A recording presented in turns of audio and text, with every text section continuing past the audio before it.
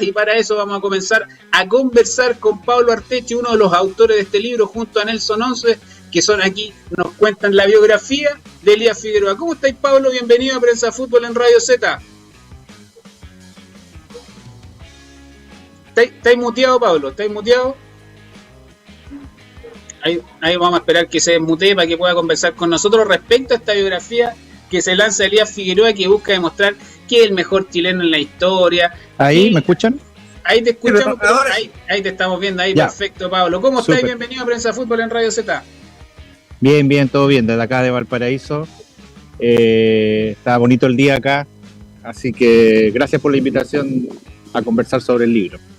Contémosle un poquito a la gente, Pablo, de este libro, esta historia que recorre todos los momentos de Elías Figueroa, que no solo se centra en la parte futbolística, que después nos vamos a meter de lleno ahí a analizar el debate si es el mejor chileno en la historia, lo que significa como mejor central en la historia, que ustedes también tratan de demostrarlo con datos, pero este libro recorre toda la vida de Elías Figueroa, no solo lo que pasa dentro de la cancha. Sí, efectivamente, una biografía completa, ¿cierto? No solamente de su carrera futbolística, sino que de su vida. Entonces inicia desde que nace, su niñez, luego, bueno, él muy joven ya comenzó en el fútbol desde los clubes de barrio Quilpué, a los 15 años él ya era parte de las juveniles de Wander, entonces en realidad su niñez fue muy corta porque rápidamente ya tenía como responsabilidades de adulto, a los 15 años él se casó. Entonces, pero bueno, sí, abarcamos toda la vida, después su carrera futbolística, todos los hitos más importantes, sus distintas etapas en Chile, Uruguay, Brasil, y después también abordamos en los últimos capítulos cosas de su vida después del fútbol, o sea, cosas que ha hecho hasta el día de hoy con fundaciones, con actividades, etc.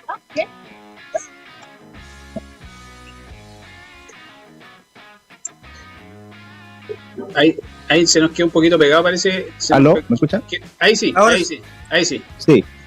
¿Pero se escuchó lo último? Sí. Sí, se escuchó ahí respecto a lo de Elías Figueroa y que cuenta un poquito más, no solo de su vida. Oye, Pablo, cuéntanos un poquito, para partir demostrando que este libro y la trascendencia de Elías Figueroa a lo largo de la historia, que este libro cuenta con el prólogo de Franz Beckenbauer. Sí, efectivamente. Esa fue una gestión, bueno, nosotros siempre decimos que Elías, a pesar de que él está retirado, hace muchos años viviendo acá en Chile, en la quinta región, él siempre, hasta el día de hoy, se ha invitado a participar de muchas instancias internacionales. Ahora por la edad, y bueno, por la pandemia, obviamente por la edad, cada vez se le hace más difícil viajar, pero siempre está siendo invitado a Brasil, a Europa, a distintas, dentro de Chile, a muchas actividades. Y hasta el día de hoy el nombre de Elías Figueroa abre muchas puertas. Nosotros esta biografía la hicimos en conjunto con él y con su familia. Entonces, a través de contactos que hasta el día de hoy él mantiene, su hijo Ricardo también nos ayudó mucho, logramos llegar, ¿cierto?, a la figura de Franz Beckenbauer, que logramos después un trabajo largo de meses, mientras escribíamos el libro, hacíamos estas gestiones, y finalmente logramos al contacto indicado, como les decía, con el nombre de Elías, se abrieron las puertas y recibimos un saludo de su parte que nosotros transcribimos y incorporamos como introducción al libro. Quiero entrar en la materia. ¿Por qué decir que Elías Figueroa es el mejor central de la historia? En base a que viene de un país que no tiene historia futbolística, que no jugó en Europa, que no ganó torneos internacionales con su selección. Ahora sí, brilló ampliamente en Brasil. Pero ¿qué es lo que más se destaca de Elías Figueroa en el libro para transformarlo en sobre Pasarela, sobre Cannavaro, sobre el mismo Beckenbauer?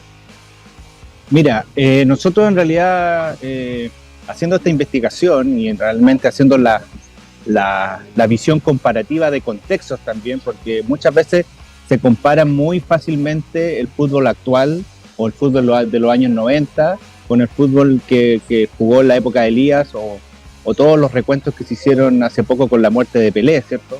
O sea, para poder comparar también hay que contextualizar.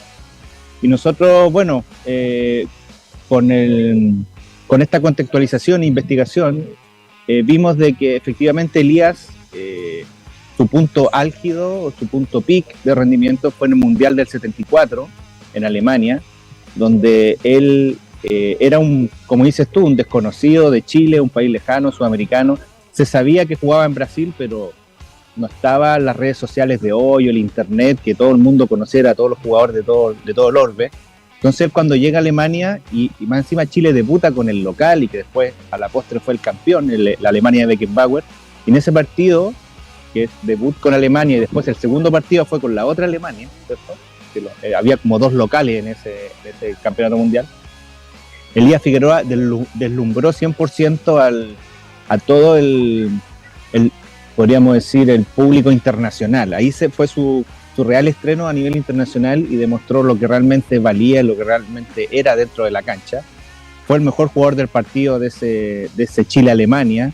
Deslumbró a los mismos alemanes que eran locales, estaba el estadio lleno, deslumbró a la prensa internacional, deslumbró al mismo Beckenbauer, y de ahí se le empezó a hacer un seguimiento internacional de lo que él era. Y luego, gracias a esa participación y lo que hizo después, lo que estaba haciendo en Brasil, se le otorgó el premio Mejor de América ese año, 74, después nuevamente el 75 y luego nuevamente el 76, 3 veces seguía.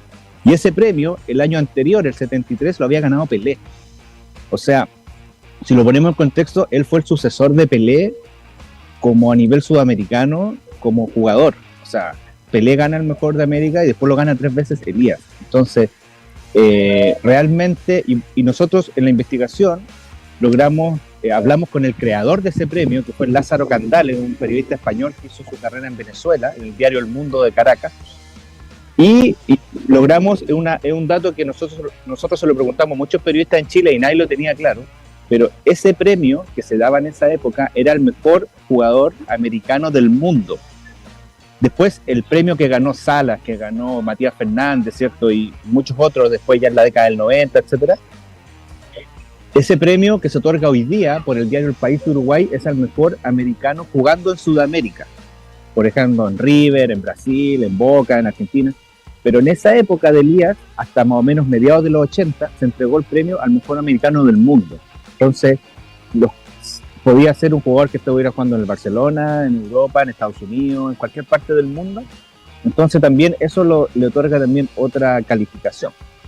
Perdón, Pablo, esa diferenciación que hacen ustedes, que está con la investigación que hacen ustedes en el libro de Don Elías junto a Nelson Osa y Pablo Arteche, la investigación que ustedes hacen es que este premio, como bien dices tú, se entrega al mejor americano a nivel mundial. O sea, por ejemplo, si lo llevamos a la actualidad, tendría que ganarlo en su minuto Messi, tendría que haberlo ganado en su minuto Neymar.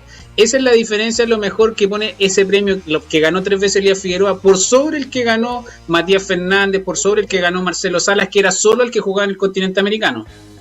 Exactamente, esa es la investigación que nosotros hicimos y lo tenemos documentado con la información, tenemos las votaciones que se hicieron en esa época, cómo se otorgaba el premio, entrevistamos a la persona el periodista que todavía está vivo, tiene 90 años, vive en España, lo entrevistamos directamente a él, que era el que organizaba ese premio en esa época. Entonces tenemos ese dato y bueno, también haciendo la investigación, nosotros entrevistamos en el libro hay una entrevista a Teófilo Cubillas, está la entrevista a Lázaro Candales, este periodista que les comentaba, y además haciendo la investigación nosotros encontramos una entrevista de Pasarela para la revista El Gráfico de Argentina, donde él dice, le preguntan directamente por su posición, y él dice, solamente yo he visto 2 mejores centrales que yo, Franz Beckenbauer y Elías Figueroa.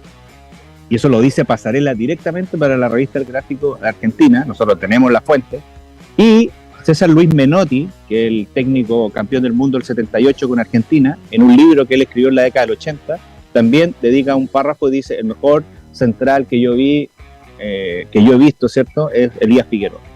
Entonces, creemos que tenemos o sea, nosotros no solamente lo hacemos desde el cariño, desde la pasión, porque es chileno, porque queremos resaltarlo, o por adularlo, o por alabarlo, porque sí, nosotros quisimos hacer la investigación seria, ¿cierto?, profunda, investigativa, periodística, para llegar realmente al dato y poder... Y también nos interesa mucho lo que les decía antes, la contextualización, o sea, contextualizar qué era el fútbol en esa época, cómo era el fútbol sudamericano. Jugar en Brasil o Uruguay en esa época era como jugar hoy día en la Premier League, como jugar en Italia.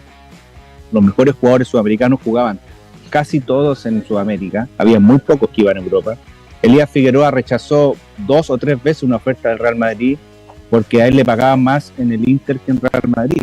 O sea, ni siquiera la oferta económica era mayor en lo que ofrecían en Europa en esa época. La Liga de España no era superior a la Liga de Brasil en esa época. El Pelé del Santos hacía giras por Europa y le ganaba a todos los equipos europeos. El Peñarol de la década del 60 hacía giras por Europa. Bueno, el Peñarol que llegó Elías en el año 67 era el vigente campeón intercontinental. O sea, Peñarol le había ganado ida y vuelta a Real Madrid la final y era el campeón, era el mejor equipo del mundo en esa época.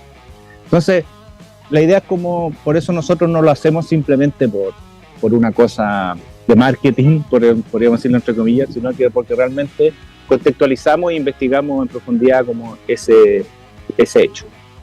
O sea, ahí Pablo tú das un dato que es súper fidedigno, del hecho de que yo diría que hasta la apertura de la ley Bosman, Sudamérica le competía de igual a igual en los campeonatos internacionales a los equipos europeos.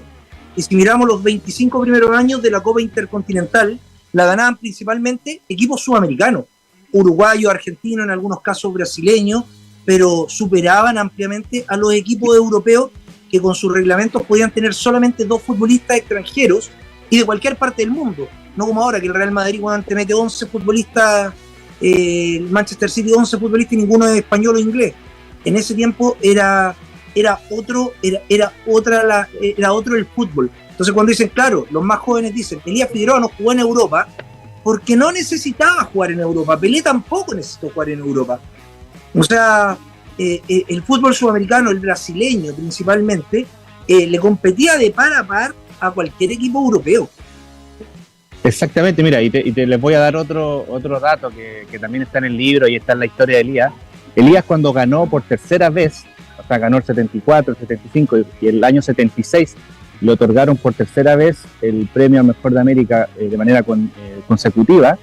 Se hizo un partido en honor a él en Caracas, porque el diario que daba, el que entregaba el premio era el diario El Mundo de Caracas, en Venezuela. Se hizo un partido a finales del 76 y fue un partido en homenaje a Elías donde participó el Real Madrid. O sea, el Real Madrid de España, que todos conocemos, viajó a Caracas especialmente a jugar un partido en honor a Elías Figueroa por ser 3 veces el mejor jugador de América. No sé si lo ponemos en contexto hoy en día. Imagínense que hoy día el Barcelona o el Manchester City, o sea, el mejor equipo que pueda haber en Europa, o un equipo, o el Bayern Múnich, viaje a América a hacerle un partido a un jugador. O sea, esas son podríamos decir, las contextualizaciones que nosotros hacemos. Lo mismo que les decía antes, o sea, Peñarol era el mejor equipo del mundo. Había recién ganado la Copa Intercontinental al Real Madrid y tenía que contratar un jugador y vino a buscar a Elías Figueroa, que era un joven de 19 años que jugaba en Wander, acá en Chile. Entonces, realmente cuando uno ve esos pequeños detalles impresiona realmente la capacidad. Bueno, Elías sabía por qué Peñarol se lo lleva al año 67, porque lo había visto en el uruguayo, lo habían visto jugar en el Mundial de Inglaterra, y el sudamericano del 67 fue en febrero de ese año, fue en Uruguay. Entonces ellos lo vieron ahí de primera fuente jugar en Montevideo y dijeron, bueno, tenemos que traernos a este central que realmente es la revelación del fútbol sudamericano en ese momento. Pablo, en el libro podemos encontrar también hay historias medias sabrosas, por así decirlo, que la gente también está buscando. Por ejemplo, la idolatría que generó Elías Figueroa en Brasil, cómo lo buscaban, las fotografías que le intentaban sacar en el camarín para ver si realmente era humano, porque muchos decían que prácticamente era un ser divino después del gol que hace con el Inter de Porto Alegre. Está la anécdota también que le pega, si no me equivoco, al vicepresidente de Peñarol para imponerse cuando ya llega ahí a Uruguay para mostrar su carácter. Cuéntale un poquito a la gente las historias imperdibles que vienen en este libro, Don Elías. Sí, bueno, efectivamente ahí mezclas tú como toda etapa, claro. Primero está en Peñarol, que él llegó muy joven, con una calidad futbolística impresionante, por eso contaba yo que se lo llevaron, pero todavía muy joven. Ya venía de Valparaíso, de Wander, de jugar solo en la Liga Chilena, y la Liga Uruguaya ya era otro nivel, o sea, a nivel físico, a nivel futbolístico, Entonces él se tuvo que adaptar, y de hecho por eso nosotros el capítulo de Uruguay le ponemos la escuela charrúa del fútbol, porque fue su segunda escuela donde él aprendió a ser ganador, porque Peñarol era un equipo ganador a nivel mundial, pero también aprendió que para hacer defensa había que ser aguerrido, había que entrar fuerte y había que tener personalidad. Entonces, eso lo aprendió de ese plantel de Peñarol. Y efectivamente hay un partido que Peñarol en la Copa Libertadores pierde ante Nacional o empata y eso le genera una desclasificación. Y hay un dirigente que empieza a, post partido, estaban todos los jugadores calientes, ustedes se imaginan, están llegando al camarín, etcétera, y empieza a despotricar en contra de los jugadores por su participación, especialmente contra los extranjeros dentro de los cuales estaba Elías.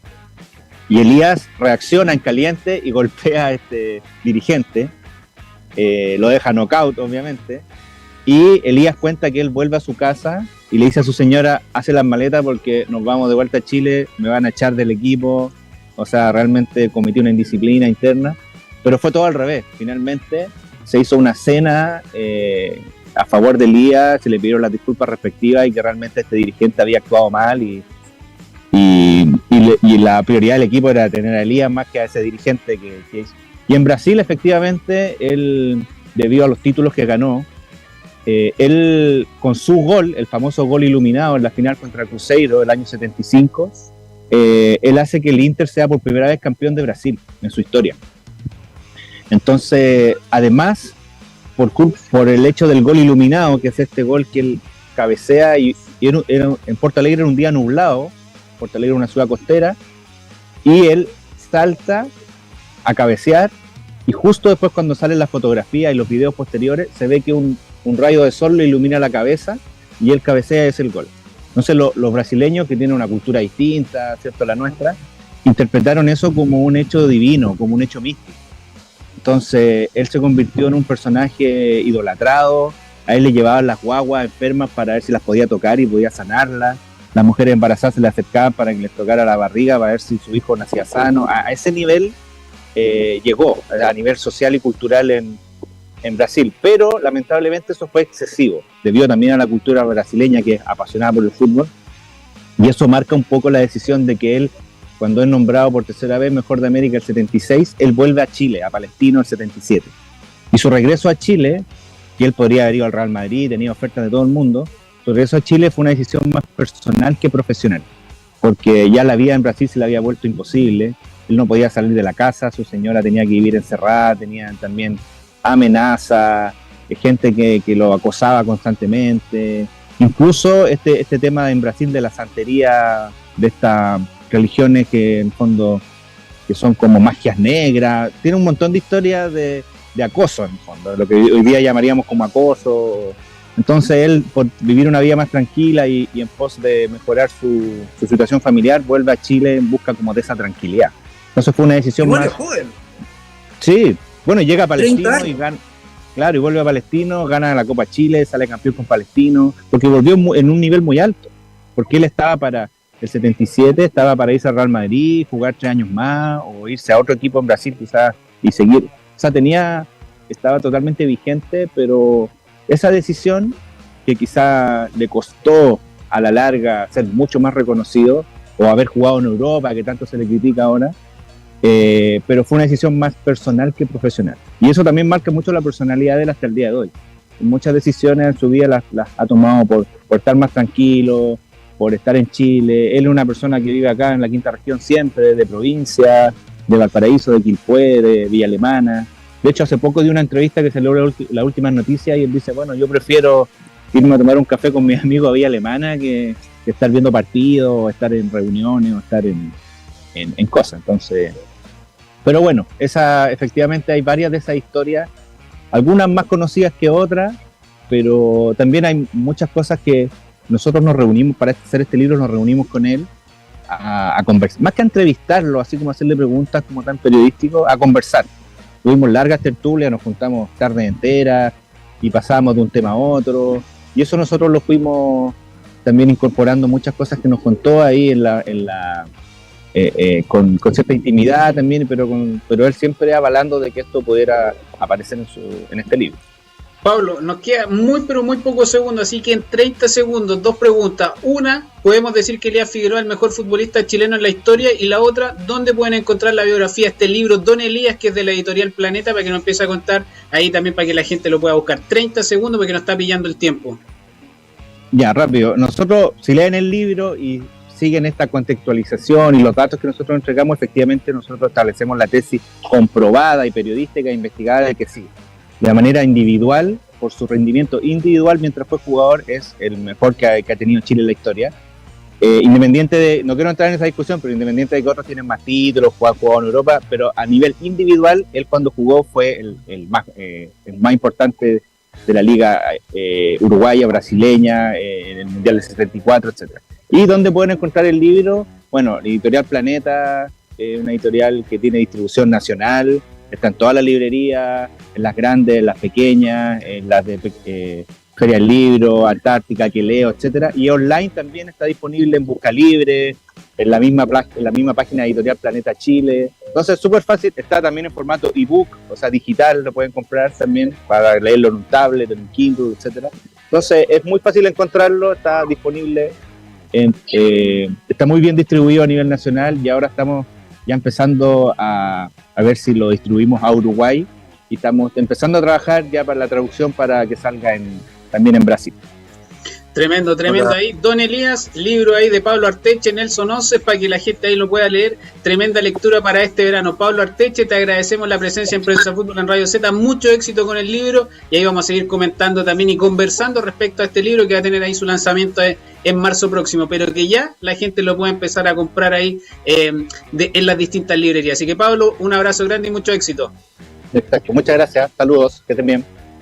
Ahí está con nosotros Pablo Arteche, uno de los autores junto a Nelson Oces de Don Elías, la biografía de Elías Figueroa. Carlos Piratini